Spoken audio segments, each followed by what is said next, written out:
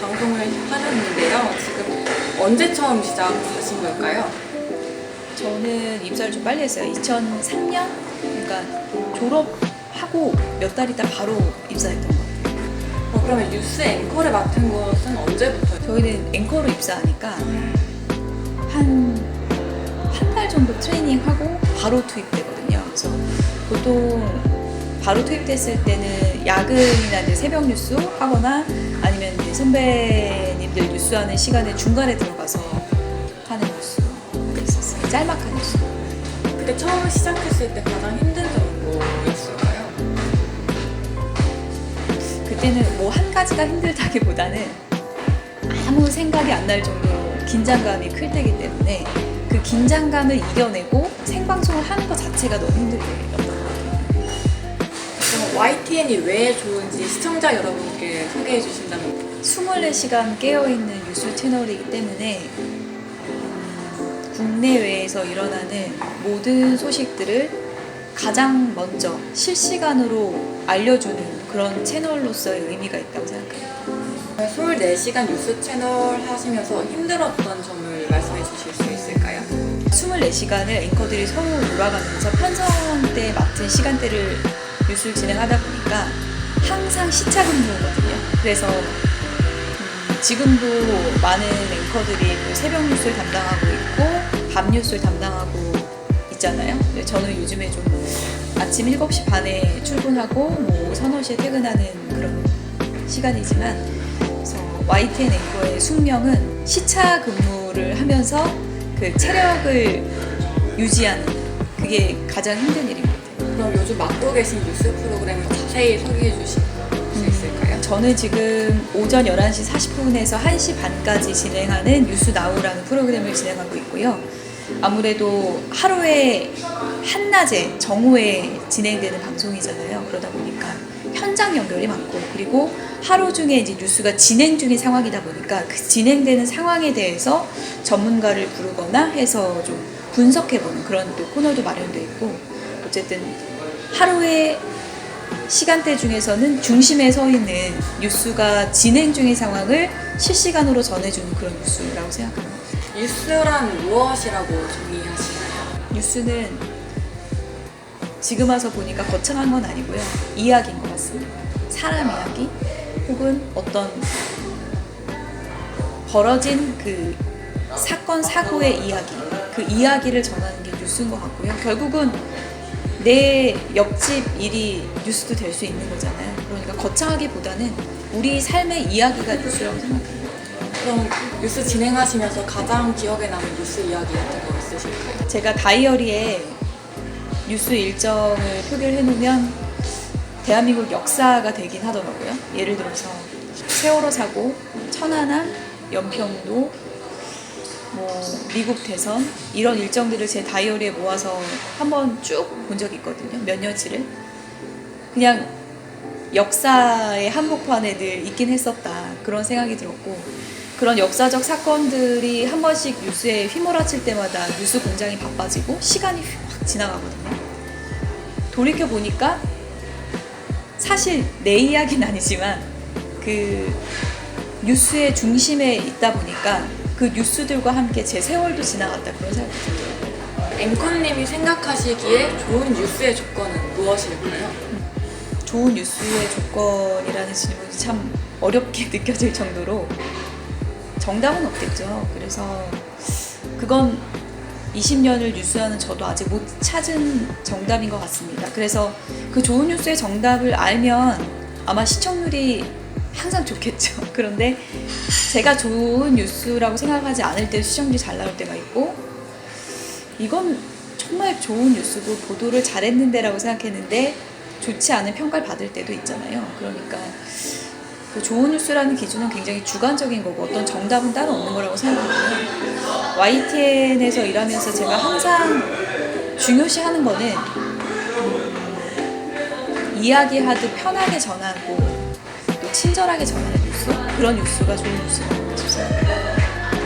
뉴스에서 앵커의 역할은 무엇이라고 생각하시나요? 앵커라는 개념이 방송사마다 굉장히 그 업무의 영역이 다를 거라고 생각하고요. 뉴스 채널이기 때문에 앵커가 갖는 비중이 상당히 크다고 생각합니다. 그래서 사실은 때로는 후배들이 버거워할 때도 있고 힘들 때도 있고 저 역시도 앵커라는 역할이 버겁게 느껴질 때가 굉장히 많은데요. YTN에서의 앵커는 진짜 선장? 그런 느낌입니다. 아이템을 발굴해야 되고 때로는 제작에 참여해야 하고요. 그리고 때로는 날카로운 분석도 해야 하거든요. 그래서 사람이기 때문에 때로는 그 뉴스에 대해서 게을러질 때도 있고 소홀히 할 수밖에 없을 때도 있잖아요. 그런데 제가 그 뉴스에 대한 이해도가 부족함이 생방송에 그대로 녹아날 수밖에 없는 게 YTN 앵커인 것 같습니다. 앵커님이 생각하시기에 앵커와 아나운서는 차이가 있다고 생각하시나요? 우리나라에서는 그 개념이 더 모호하다고 생각이 들거든요. 그래서 때로는 뭐 써주는 걸 읽을 때 아나운서라고 그러고 그렇지 않을 때 앵커다라고 하는데 저는 흔히 말해서 우리나라에서는 여러 가지 뭐 MC나 프로그램을 진행하는 모든 방송인들을 틈틀어서 아나운서라고 이제 부른다고 생각을 하고 특별히 이제 뉴스 프로그램에 한정돼서 전문화된 방송인을 앵커라고 부르는 게 아닌가 그런 생각이 듭니다. 그럼 앵커에게 필요한 자질은 무엇일까요? 의외의 답변일 수 있는데 일단 체력이 좋아요. 매일 생방송을 그것도 편한 내용이 아니고 굉장히 사실관계를 치열하게 다퉈야 되고 깊이 들여다보는 사안을 생방송으로 전해야 하잖아요. 이게 생각보다 정신적으로 또 체력적으로 굉장히 힘든 일일 수 있거든요. 그래서 저는 가장 중요한 게 어떻게 보면 체력이고 그 다음은 열정이라고 생각합니다. 제가 좋아하는 CNN 앵커가 했던 말이 기억이 나는데 앵커의 열정만큼 이슈의 온도가 올라간다고 그때 표현을 했던 것 같아요. 그 말처럼 앵커가 뉴스 사안에 대해서 뜨거운 열정을 갖고 있을 때 보도가 더 살아있을 수 있거든요. 방송이라는 게 기계가 하는 게 아니고 제 눈빛과 제 목소리와 제 제스처로 뉴스가 만들어지는 거잖아요. 앵커는 저는 가장 중요한 거 두 가지 꼽으라면 체력과 열정이 아닌가 그런 생각이 듭니다. 그럼 앵커님의 체력의 비결은 뭐가 있을까요? 방송에 대한 제 애정 그리고 이런 직업에 대한 뭐 책임감 그런 걸로 어떻게 보면은 체력적으로 좀 버티는 것도 있는 것 같고 그리고 매일 생방송을 하다 보니까 제가 미진한 부분도 매일 생각이 나고 그리고 어떤 사안에 대한 그런 인터뷰를 할 때는 저도 스트레스를 많이 받을 수밖에 없거든요. 그것을 좀 빨리 잊어버리는 그런 마인드 컨트롤 같은 걸 많이 하는 것 같아요. 그렇다면 앵커로서 시청자들에게 무엇을 전달하고 싶으신가요?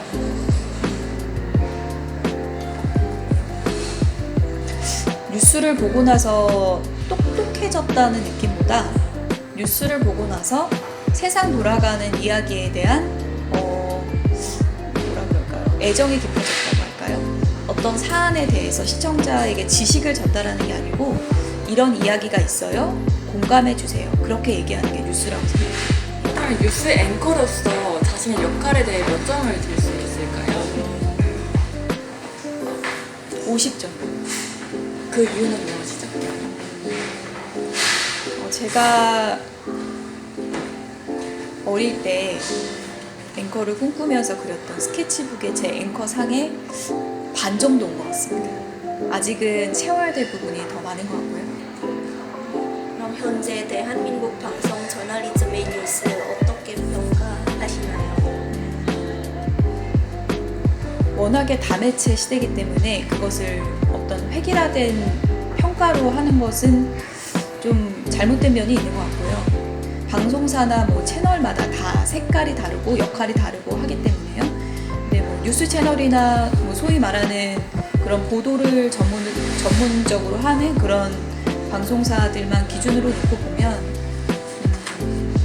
좀 과도기란 생각이 듭니다. 왜냐하면 이제 미디어에서 좀 유튜브 개인 매체로 옮겨가는 시대잖아요. 그래서 저희는 보다 좀 신뢰도 있고 정확하고 뭔가 균형 있고 이런 것을 추구하려고 하는 것에 익숙해져 있는데 워낙에 이제 매체 성격이나 사람들이 원하는 뉴스가 이렇게 다양화되고 좀 뭐라 그럴까요? 어떤 기존 보도의 기준보다는 어떤 자극이나 어떤 재미, 화제성 이런 것을 추구하는 쪽으로 흘러가다 보니까 좀 사람들에게는 너무 오래된 박물관 같은 그런 느낌을 주고 있다고 생각하거든요. 그런데 어디까지 따라가야 되고 어디까지 얼마큼 변신해야 될지는 앞으로의 과제라고 생각해요. 그렇다고 대중들한테 외면받을 수는 없잖아요. 예. 현대 대한민국 뉴스가 진실보다 진영 보도라는 평가에 대해 앵커님 생각은 어떠실까요? 지금 정치권의 상황을 그대로 반영한다고 생각하고요. 지금 뭐 소위 정치에도 낭만이 없어졌다. 너무 분열과 대립만 있다라는 얘기가 있잖아요. 정치권에서 나오는 그런 워딩들을 저희가 최대한 객관적으로 그대로 보여드리다 보니까 방송 보도 또한 정치권의 모습을 닮아간다고 생각하고 그게 지향점은 아닌데 그 현실을 보도하다 보니까 많은 보도들이 그렇게 되는 것 같다는 생각이 들어요. 그럼 대한민국 방송 저널리즘의 올바른 정립을 위해 어떤 노력이 필요하다고 보시나요? 사람 사는 이야기를 담는 방식이나 형식 이런 면에서 뉴스가 너무나 공급자 위주로 만들어지는 것이 아닌가라는 생각이 들고요. 시대가 변한 만큼 보도국의 분위기나 뉴스 제작 방식 그런 것들이 많이 변하지 않았어요. 그래서 제가 조금 전에도 얘기했지만 사람들에게는 좀 오래된 박물관, 좀 지루한 박물관 같은 느낌이 시간이 갈수록 더 들 거라고 생각을 해서 저는 뉴스가 이제는 좀 형식과 내용 면에서 많은 변신을 해야 된다고 생각합니다.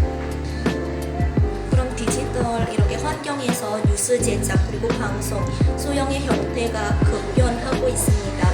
디지털 환경에서 뉴스가 살아남기 위한 이렇게 방법은 무엇이라고 생각하시나요? 요즘 유튜브에 쇼츠 많이 보잖아요. 그건 하나의 예인데 짧고 재밌고 조금은 자극적인 그런 것을 좋아하는 형태로 시청 형태가 변화하고 있기 때문에 저희도 뭐 디지털 YTN이 있고 그런 쪽으로 많이 노력을 합니다만 그런 식으로 뉴스 공급을 좀 다변화시키는 그런 노력이 좀 필요하다고 생각합니다. 쇼츠 관련해서 말씀해 주셨잖아요. 장점도 있지만 단점도 분명히 있다라고 많이 말씀해 주시는데 어떻게 생각하시는지 좀 궁금합니다. 네, 쇼츠는 아무래도 짧고 굉장히 흥미롭게 만들잖아요. 저도 쇼츠 좋아하는데 빠르게 어떤 소식을 재미있게 접할 수 있다는 또 장점도 있지만 너무 짧다 보니까 그 정보 전달에 한계가 있어서 오히려 짧은 시간 안에 담다 보니까 그 내용에 왜곡이 될 수도 있는 측면이 분명히 있고요. 그리고 요즘에 막 문해력 논란 이런 거 있잖아요. 너무 짧은 내용의 콘텐츠만 접하다 보면 어떤 좀 콘텐츠 이해에 대한 깊이나 그런 게 좀 떨어져서 좀 그런 부분에 부작용이 있지 않나 그런 생각이 들어요. 앵커님이 뉴스 말고 도전해보고 싶은 그런 방송 분야가 혹시 있으신가요? 저희 회사에 뉴스밖에 없어서요. 그래도 뭐 토크쇼라든가 뉴스랑 토크쇼는 구분이 없고요. 앞으로는 뉴스, 토크쇼, 다큐멘터리 이런 장벽이 다 허물어질 거라고 생각합니다. 그러니까 뉴스가 토크쇼 같아야 되고 뉴스가 더 편해져야 되고 그런 거예요. 뉴스가 예능 같아야 돼요. 저는 그 장벽을 좀 허물 수 있는 거를 만들어 보는 게 꿈인데 쉬운 건 아닙니다. 뉴스가 예능 같으려면 어떻게 변해야 될까요? 저는 대담에서 어떤 정치인의 워딩을 볼 때 굉장히 중요하고 좋은 표현인 것도 모르지만 재치 있게 말하는 노치를 제일 많이 찾거든요. 누군가 제 정치 대담 코너를 보면 저는 딴 거보다 재밌었으면 좋겠어요. 예. 정치에도 유머가 담겨야 되고 정치인도 재치 있게 말할 수 있는 정치인이 저는 유능한 정치인이라고 생각하거든요. 그래서 뉴스 대담이 재밌을 수 있고 흥미로울 수 있는 편안한 그런 뉴스를 만드는 게 제 꿈입니다. 앵커님 방송을 떠난다면 어떤 일을 하고 싶으세요? 남편하고 유튜브 하고 있지 않을까요? 앵커나 방송 기자 아나운서가 되고 싶은 후배들에게 들려주시고 싶은 말씀이 있으신가요? 보여지는 부분이 화려한 것만 있지 따지고 보면 별거 아닐 수 있고 다른 직업보다 더 안 좋을 수 있다는 걸 저는 먼저 얘기하고, 근데 사랑에 이런 게 있잖아요. 그럼에도 불구하고 잘 때도 생각나고 계속 생각나고 너무 하고 싶다. 그러면 뛰어들라고 말하고 싶습니다. 그건 운명이니까 자기가 그 길로 들어서면 나머지는 또 감수해야 되는 부분이에요.